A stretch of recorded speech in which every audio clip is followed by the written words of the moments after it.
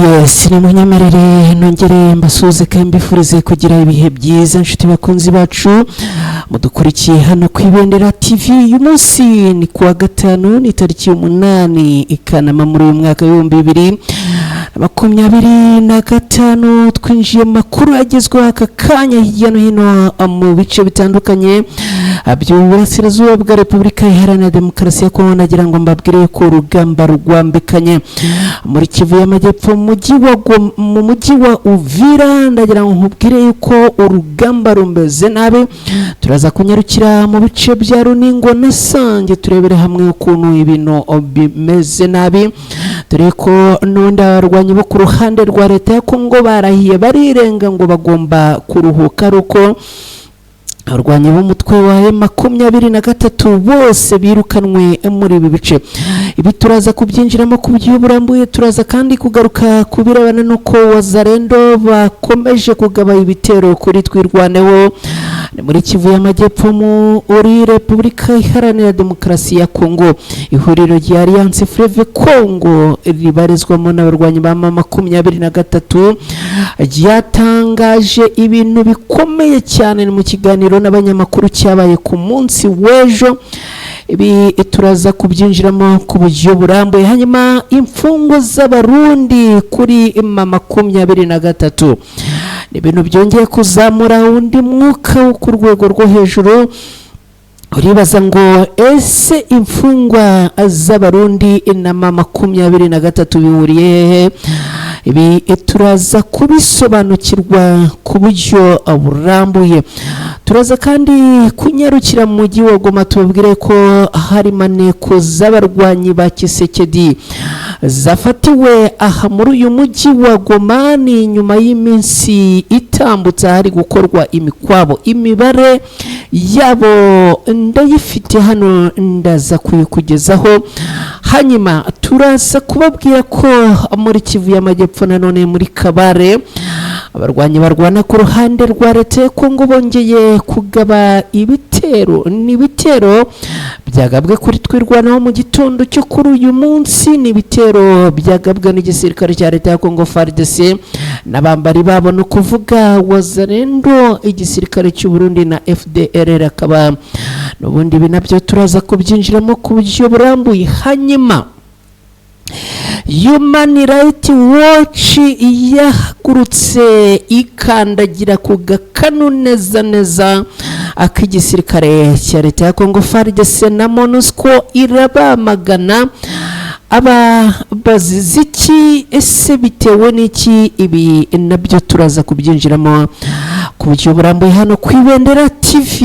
Hanyuma rero waherereye hose nongeye kuguha ikaze, ariko nyemerera tubanze dushimire abantu batandukanye bagenda batugaragariza ko bari kumwe natwe.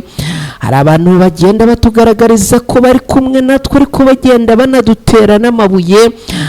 Namwe ariko tuba tubashimira kuko nibura mwafashe umwanya wanyu mukadukurikira. Hanyuma atugenda tunashimira n'abandi baba batubwira bati rwose amakuru yanyu turayakurikira 5/5. Inshuti zacu ziherereye Kayonza, abaherereye za Bugesera, abaherereye mu bice bitandukanye mu mujyi wa Kigali, mwese tubahaye yambu. Abaherereye Gicumbi, abaherereye Rubavu n'abari Karongi, namwe yambu. Muri Kivu y'Amajyaruguru muri Repubulika Iharanira Demokarasi ya Kongo, ubwo mbari kuvuga mu bice bya Goma, za Rucuru, za Masisi, murahari mudukurikira. Jobundi hari umuntu wanyandikiye arambwira ngo aherereye mu mujyi wa Bukavu. Abantu rero mudukurikira muherereye Bukavu n'abaherereye Uvira, namwe tubahaye yambo. Abaherereye mu gihugu cy'u Burundi, abaherereye Uganda, bari Tanzania, bari Kenya, bari Zambia, abari muri Mozambique, namwe ikaze. Abari muri Leta Zunze Ubumwe za Amerika, abari mu Buholandi, mu Bubiligi, muri Canada, mu Bushinwa no mu Bwongereza no mu Bufaransa, namwe ikaze muri aya makuru. N'amakuru numva nifuza ko tutari butakaze umwanya na muto kuko ni amakuru menshi cyane tugomba rero kwihuta kugira ngo yose tuyanyuremo ku buryo burambuye. Hanyuma rero aho uherereye niba turi kumwe nyandikira umbwira uti turi kumwe 5 kuri 5 ubundi tuzamukane muri aya makuru tumeze neza imyuka ni yose. Reka amukanya rero ngaruka nsanga bamaze guterekaho like, ngaruka nsanga niba ari bwo bwa mbere ugeze hano bamaze guterekaho subscribe yawe.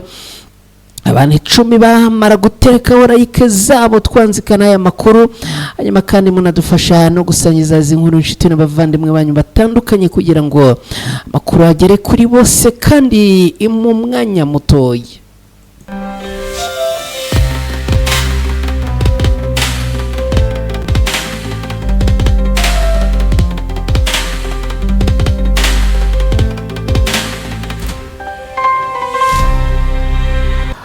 Yes, nongeye kubaha ikaze kwibendera TV, ariko by'umwihariko amakuru agezweho muri aya masaha n'amakuru tugiye kumanuka 5 kuri 5 n'amakuru kandi tugiye kumanuka akantu ku kandi n'amakuru tugiye kumanuka akantu ku kandi.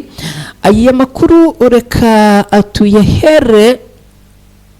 tuyahere ku mirongo y'urugamba, tuyahere muri Kivu y'Amajyepfo mu bitero simusiga byongeye kugabwa kuri twirwaneho muri Kivu y'Amajyepfo by'umwihariko mu misozi ya Minembwe.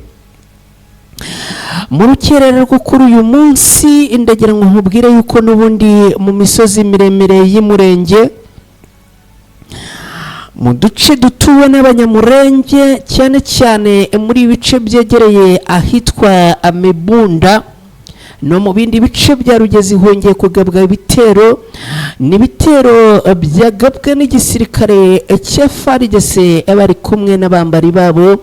Bikavugwa yuko muri iyi mirwano abarwanyi batwirwanaho baje guhangana bikomeye cyane n'abasirikare b'igihugu cy'u Burundi, dore ko n'undi hari imirwano yongeye kugabwa mu rukerera rwo kuri uyu munsi agana ku isaha 11 top. Urugamba rwari rwambikanye isasu ritangiye kuvuza ubuhuha. Amakuru aturuka muri ibi bice yaravuga yuko n'ubundi aha ngo habaye imirwano ikomeye, ariko aha muri teritwari ya Mwenga ngo ingabo zirwana ku ruhande rwa leta ya Kongo ari nazo zagabye ibi bitero mu bice byegereye ahitwa Amarunde.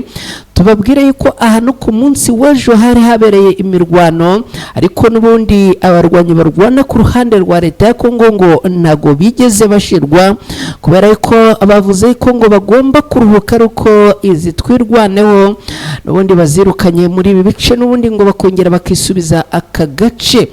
Ikindi kandi ngo bagomba kurwana umuhenerezo mpaka bongeye kwigarurira ibi bice, kubera yuko bavuga yuko ngo ubwicanyi buri gukorerwa abanyamurenge ngo ntago ari bo bari kubukora, ahubwo ngo buri gukorwa na twirwaneho yarangiza ngo ikabyegeka ku barwanyi bo ku ruhande rwa leta ya Kongo. Igisirikare cya leta ya Kongo FARDC n'abambari bacyo rero bakavuga yuko bagomba guhangana bikomeye na twirwaneho kugira ngo n'ubundi iki kibazo ngo abagishyire akwiherezo.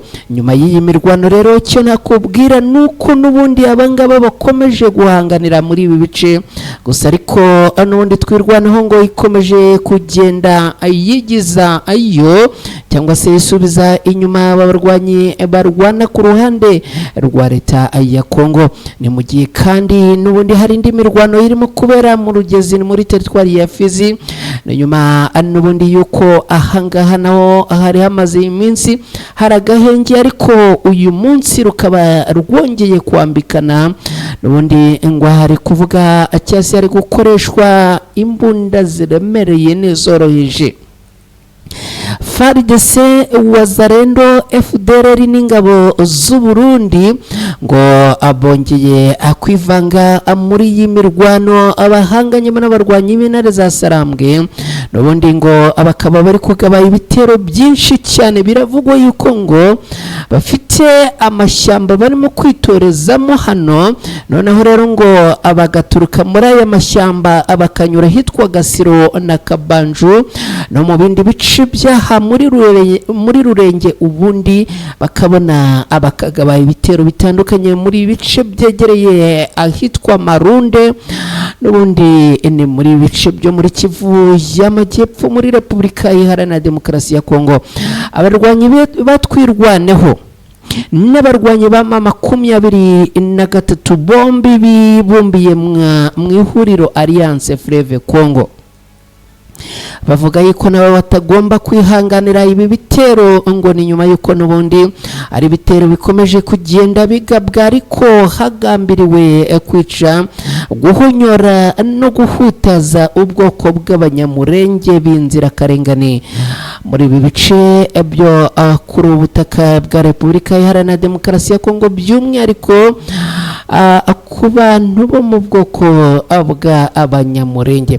Hanyuma rero ni munyemerere mbere yo kugaruka ku bijyanye na press conference cyangwa se ikiganiro n'abanyamakuru b'abarwanyi b'intare za Sarambwe ku munsi w'ejo bakoresheje ahagana amasaha y'igicamunsi, munyemerere mbanze ngaruke kuri iyi ndege y'abacanshuro bivuga ko yarashwe. Akabacanshuro rero akashobotse iyi ndege ngo yarasiwe neza ahangaha muri bice byegereye uyu mujyi wa Uvira, Source de la Rivière Murongwe, ngo niho iyi ndege y'abacanshuro yarasiwe.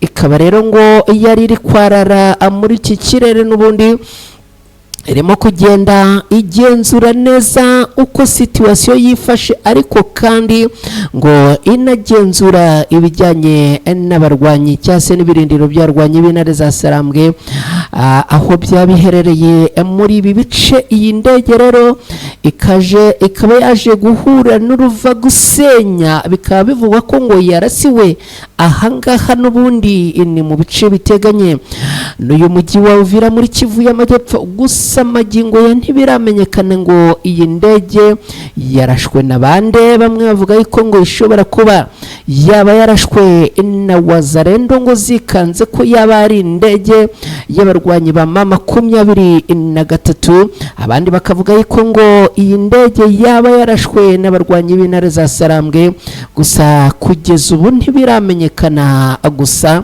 iyi ndege bikaba bimaze kumenyekana mu kanya gashize ko yarasiwe aha neza muri bice byegereye uyu mujyi wa Uvira, ni muri Kivu y'Amajyepfo muri Repubulika Iharanira Demokarasi ya Kongo.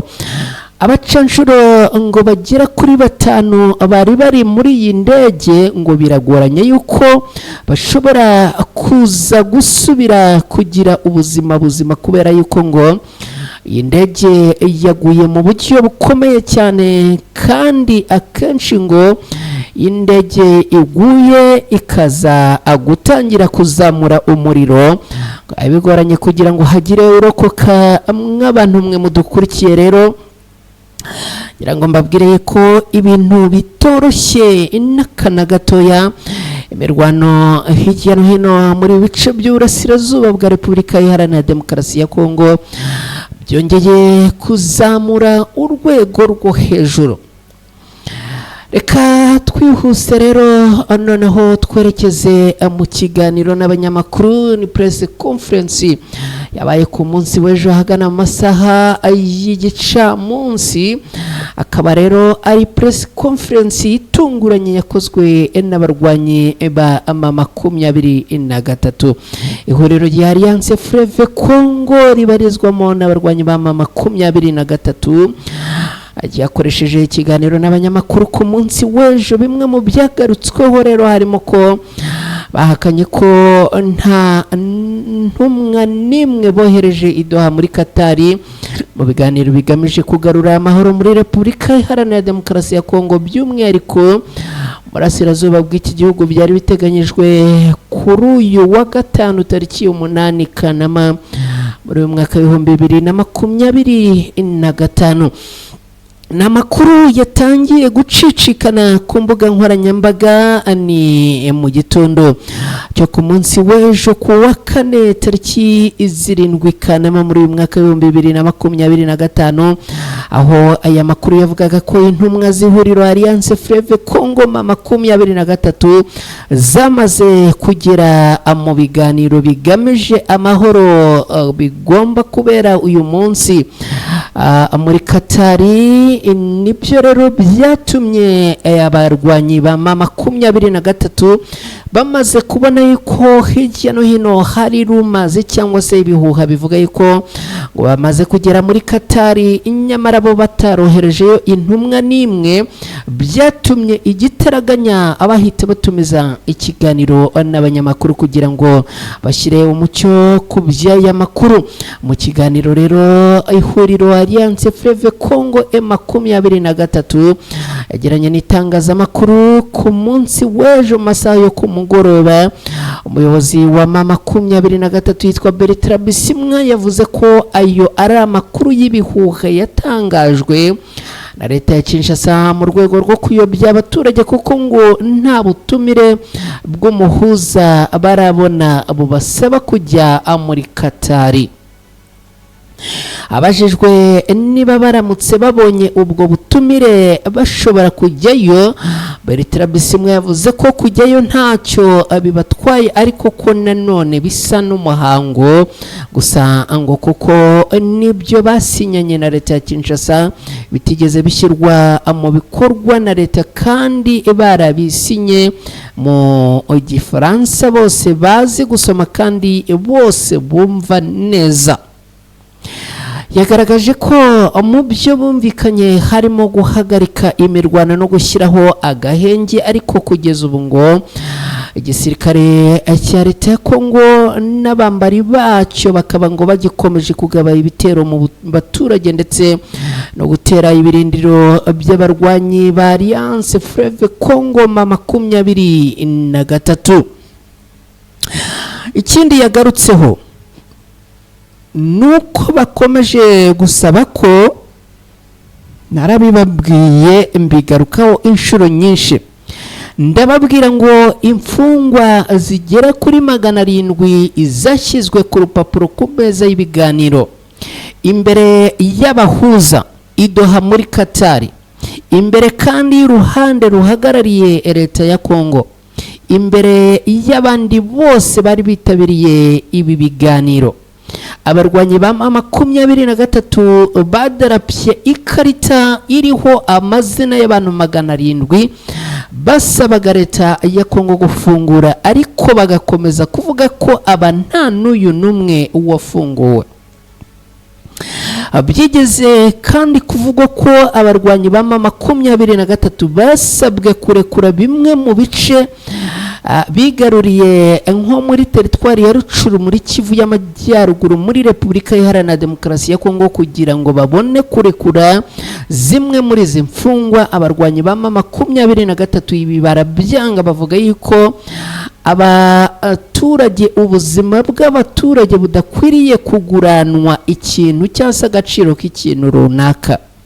Hanyuma rero ibi bikaba byongeye kuba isereri, aho muri iki kiganiro by'izi mfungwa byongeye kugarukwaho. Akaba rero n'ubundi ngo Kinshasa yaranze kurekura izi imfungwa. Ibi rero bikaba nabyo bikomeje kuba agaterera nzamba. Abarwanyi ba AFC 23 kandi bagaragaje ko icyo bifuza ari amahoro ndetse n'umutekano, ariko ngo leta ya Kongo nikomeza kubashotora no kubuza abaturage amahoro, nabo ngo barafata intwaro barwane batitaye ku byo bumvikanye mu masezerano y'amahoro basinyanye, kuko ngo na leta ya Kongo nayo yabirenzeho. 23 yagaragaje urutonde rw'ibitero FARDC n'abambari bayo, ni bitero ngo bisaga 30 bagiye bagaba mu bice bitandukanye. raporo zose zikaba zishyikirizwa umuhuza ariko ngo mu gihe haba ntacyo barabikoraho FARDC, FDNB, FDLR na Wazalendo ngo barimo gukomeza kwica abaturage kandi ngo biteguye gukora ibishoboka byose bakarengera umuturage by'umwihariko abo mu bwoko bw'abanyamurenge bari mu Kivu y'Amajyepfo bakomeje kugabwaho ibitero simusiga n'iki gisirikare cya leta ya Kongo FARDC n'abambari bacyo M23 cyangwa se Alliance Fleuve Congo ikavuga yuko ibingibi itazabyihanganira yuko igihe nikigera ngo basegura intwaro ubundi nabo bakerekana aho ababera akaga. Hanyuma rero reka dukomeze n'aya makuru tugaruke ku bijyanye n'imfungwa z'abarundi. Ubundi imfungwa z'abarundi bihuriye he n'abarwanyi ba M23? Reka tubyinjiremo tubabwire ko abarwanyi ba M23 banyomoje amakuru avuga ko hari abasirikare b'igihugu cy'u Burundi barekuwe n'uyu mutwe. Ihuriro Alliance Fleuve Congo ribarizwamo n'abarwanyi ba M23 yatangaje ko nta basirikare b'u Burundi bafatiwe ku rugamba boherejwe mu gihugu cyabo ko ari ibihuha byatangajwe. Icyakora abemera ko ngo bafatiye bemera ko ngo babafite ariko ko ngo igihe cyo kubarekura kitaragera kandi ko nikigera bizatangazwa nk'uko n'abandi bose barekuwe byagiye bitangazwa. Ibi ni byagarutsweho n'umuyobozi w'igisirikare cya M23 ni Bertrand Bisimwa ni mu kiganiro n'abanyamakuru n'ubundi ku munsi w'ejo. nayo ikaba ari ingingo yongeye kugarukwaho ndetse igashyirwaho umucyo. Mu minsi ishize byagiye bivugwa yuko hari abarwanyi b'igisirikare cy'u Burundi bafashe ndetse biza kuvugwa yuko ngo hari abo barekuye ariko akaba yavuze yuko mu mucyo weruye ngo aba basirikare barabafashe kandi barabafite. Icyakora ngo igihe cyo kubarekura nikigera ibi nabyo bizatangazwa abantu babimenye. Ubwo nibiramuka bitangajwe natwe hano ku Ibendera TV tuza abibatangariza. Ngibyo rero reka noneho twongere tumanuke ku mirongo y'urugamba muri Kivu y'Amajyepfo muri Repubulika Iharanira Demokarasi ya Kongo. Tayari twerekeje muri Runingo na Sange ni hafi neza y'umujyi wa Uvira muri Kivu y'Amajyepfo muri Repubulika Iharanira Demokarasi ya Kongo. Nongere kubabwira ko hano ubundi hongeye kuramuka amasasu n'ubundi ibintu byongeye gukomera muri bice n'ubundi barwanyi ba M23 bongeye kuraswaho amasasu n'abarwanyi ba Wazalendo ni nyuma yuko bazamutse muri bice bya Kavivira. Hanyuma abamaze kuzamuka ahangaha rero ngo baje guhita abazamukira Kawezi bakomeza rero abazamuka ibice byo haruguru batangira rero kurasa n'ubundi muri bice abarwanyi ba M23 baherereyemo za Kiriba, Runingo na Sange. Biravugwa yuko ariko ngo hari abandi barwanyi bo ku ruhande rwa leta ya Kongo bitamenyekanye aho ngo baturutse, dore ko ngo baturutse neza muri bice byegereye Kahamba. bivuze iki rero? Kahamba iteganye na Runingo ikongera igasa naho yegeranye na Kitija ndetse na Kihande. amakuru rero akavuga yuko aba barwanyi ba Wazalendo ngo bashobora kuba baturutse muri ibi bice mu rwego rwo kujijisha no kuyobya uburari, kubera yuko ngo kuzamukira hepfo ahangaha byari bimaze gusa n'ibimenyerwa gusa, ariko n'ubundi ngo bazamutse aha muri ibi bice byo hepfo za Kavivira, noneho rero bamwe bakomeza muri route nationale nimero 5, ariko abandi ngo baca ku ruhande hahandi muri bya bice n'ababwiye bya Tema na za Kingwengwe. Rero ngo nahangaha bazamukiye, noneho basa n'abajijisha kugira ngo bitaza kubabana ibibazo, abanyura hitwa Kitija cyangwa se bazamuka bitegeye Kitija, noneho rero ngo bageze neza hafi y'ibi bice bya Kahamba batangira rero kurasa muri Runingo. Urabona ko iyo uri muri ibi bice, niba hari abantu bankurikiye ibi bice babizi, ni ukuvuga uri hano Kahamba ushobora kurasa Runingo bikoroheye, ushobora kurasa haruguru za Sange bikoroheye, ushobora kurasa hitwa Akabunambo bikoroheye, ndetse ushatse warasa na Arungutu. Ibi byose rero ni operasiyo zakozwe n'aba basirikare b'igihugu cy'u Burundi, ariko ndagira ngo nkubwire yuko n'ubundi bihinduriye umwambaro bakiyambika umwambaro wa Wazalendo, dore ko muri iyi minsi iyo barwanya ba 23 bazamuye umwuka bakavuga yuko bagabweho ibitero n'igisirikare cya leta ya Congo FARDC. Abo ku ruhande rwa leta ya Congo FARDC bavuga yuko ngo abo atari igisirikare cya leta ahubwo ari Wazalendo.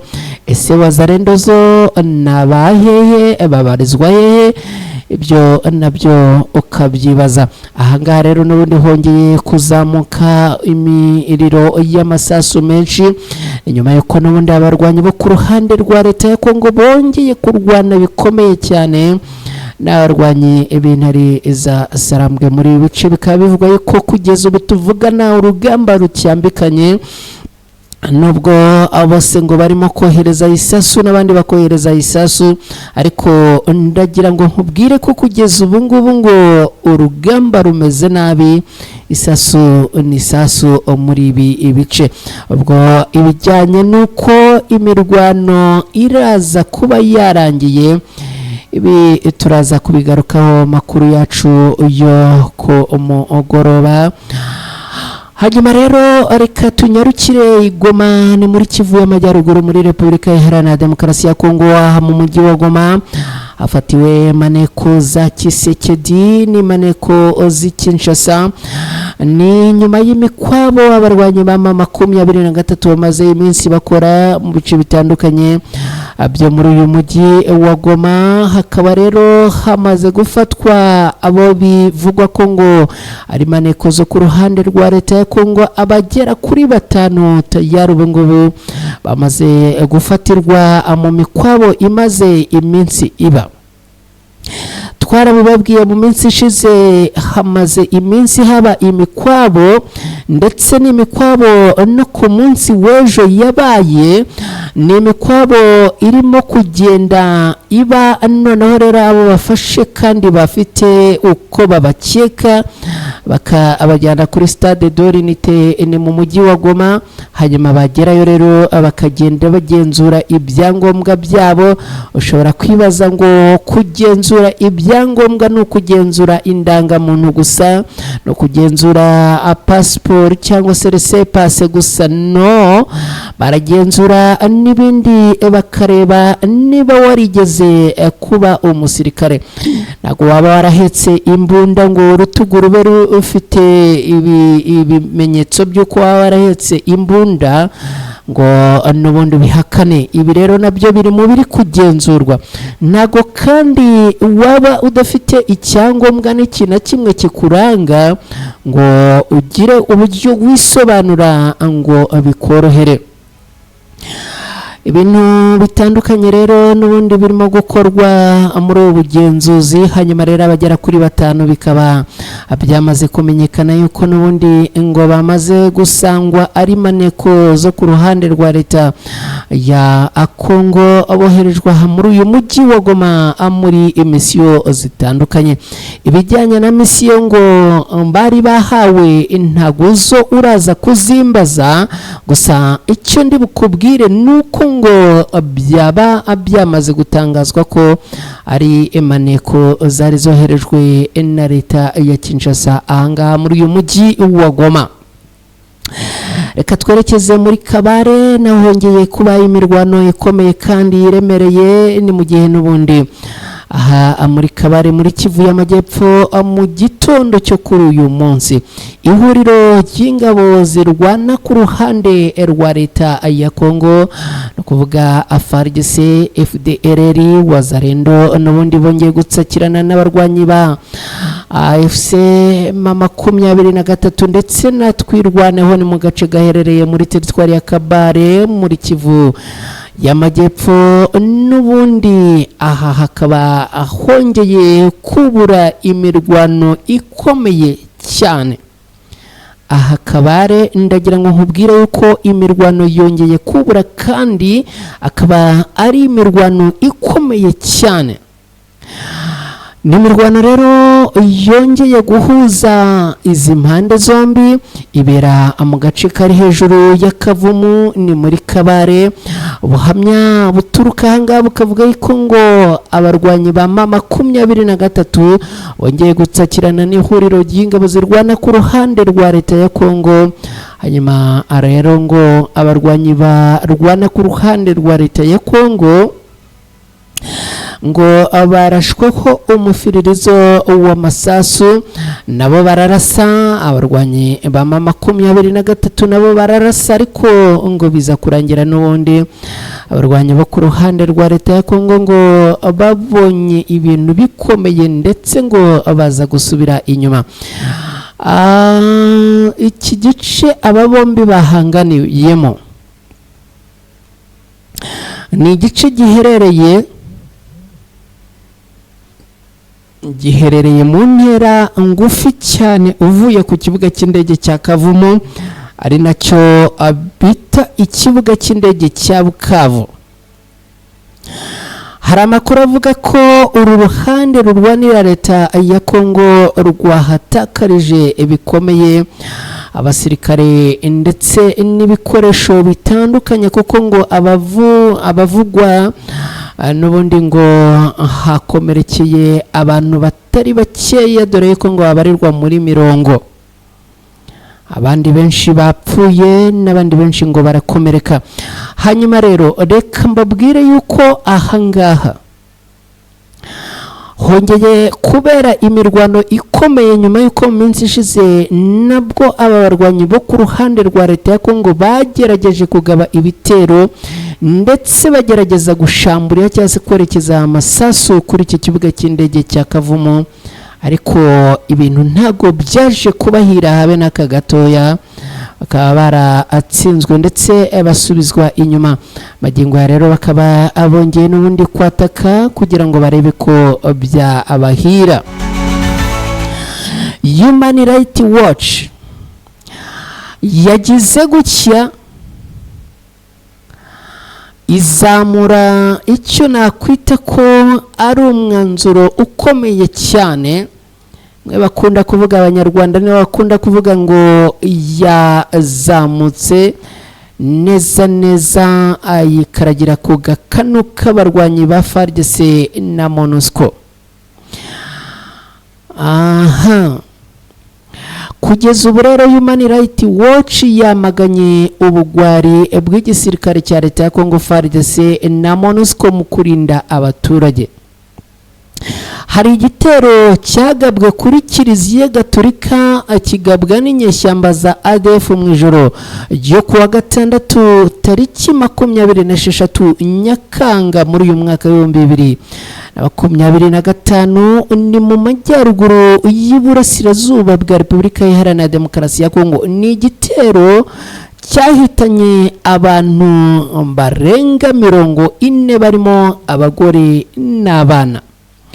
Umuryango mpuzamahanga utegamiye kuri leta uharanira uburenganzira bwa muntu Human Rights Watch wamaganye rero ubugwari bw'ingabo za leta ya Kongo ndetse n'umuryango w'abibumbye muri Repubulika Iharanira Demokarasi ya Kongo mu kurinda abaturage, bakavuga yuko ngo nta kuntu bari kuba atari ibigwari ngo aba baturage bangana gutya batakaze ubuzima mu buryo bubabaje cyane. Abasivile barenga 40 barimo abana benshi bishwe n'imbunda n'imipanga n'inyeshyamba za ADF zikorana n'umutwe w'iterabwoba mu gitero cyagabwe ku rusengero rwa Paruwasi Ikomanda ni mu burasirazuba bw'iki gihugu cya Repubulika Iharanira Demokarasi ya Kongo. Nkuko Human Rights Watch bitangaza, abana benshi nabo ngo barashimuswe kandi ngo bakaba bakomeje kuburirwa irengero. Uyu muryango utegamiye kuri leta rero urasaba abayobozi ba Repubulika Iharanira Demokarasi ya Kongo babifashijwemo na MONUSCO gufata ingamba zo kongera kugirana icyizere n'abaturage cyangwa se n'abasivile, harimo no gushimangira imiyoboro iburira hakiri kare no kugisha inama abaturage n'imiryango itegamiye kuri leta yabo kubijyanye no gukingirwa cyangwa se kurindirwa umutekano kugira ngo abaturage batazongera gupfa bene aka kageni. Human Rights Watch rero ikaba ivuga yuko ngo ibingibi byabaye ari ubugwari bukomeye kandi ngo n'ubugwari butazigera abwibagirana na rimwe, yaba ku ruhande rwa leta ya Kongo ndetse no ku gisirikare cyabo, ariko ngo na MONUSCO. Umushakashatsi mukuru wa Human Rights Watch yitwa Clementine Edo Monjorie yabwiye ibiro ntaramakuru bya America Reuters agira ati iki gitero kibaye mu rwego rw'ibitero byinshi ku baturage bigabwa na ADF ariko n'indi mitwe yitwaje intwaro mu ntara ya Kivu y'Amajyaruguru na Ituri. Akagira ati dutewe impungenge no kuba kuva mu ntangiriro z'umwaka umuryango w'abibumbye waravuze ko abantu 100 cyangwa se amagana abapfuye bazize ADF mu ntara ya Kivu y'Amajyaruguru na Ituri. Muri urwo rwego biragaragara ko twifuzaga kwibutsa inshingano z'ingabo za Congo FARDC ndetse n'inshingano za MONUSCO zo kurinda abasivile muri Repubulika Iharanira Demokarasi ya Kongo, kandi ko hakenewe ubutabazi bwihuse kandi bunoze mu gihe cy'ibitero byibasira abaturage. Ibikorwa by'ubwicanyi rero birenga 30 bikaba bimaze kuba hafi ya Komanda kuva mu ntangiriro za Nyakanga ni muri mpande 3 izenguruka teritwari ya Irumu na Mambasa, aho n'ubundi bitero bigera kuri 15 byose byigambwe na leta ya Kisilamu ndetse n'aba barwanyi ba ADF kugaba ku baturage inzirakarengane zikahatikiriza ubuzima. Yes, reka rero mbashimire cyane inshuti bakunzi bacu mwari muri kumwe natwe muri aya makuru ni update twagarukagaho muri aya masaha. Nizere ko mukomeje kugenda mumererwa neza, ariko niba aho herereye urimo kutwumva neza ubitubwire, niba kandi utarimo kutwumva neza nabwo bitubwire kugira ngo bihite bikemuka umunota ku wundi. Ndabashimiye cyane rero, nitwa Mukadaha ni kwibendera TV. Mwese dusubire mu makuru yo ku mugoroba. Gahunda za Ibendera TV zirakomeza, mwese mugire ibihe byiza.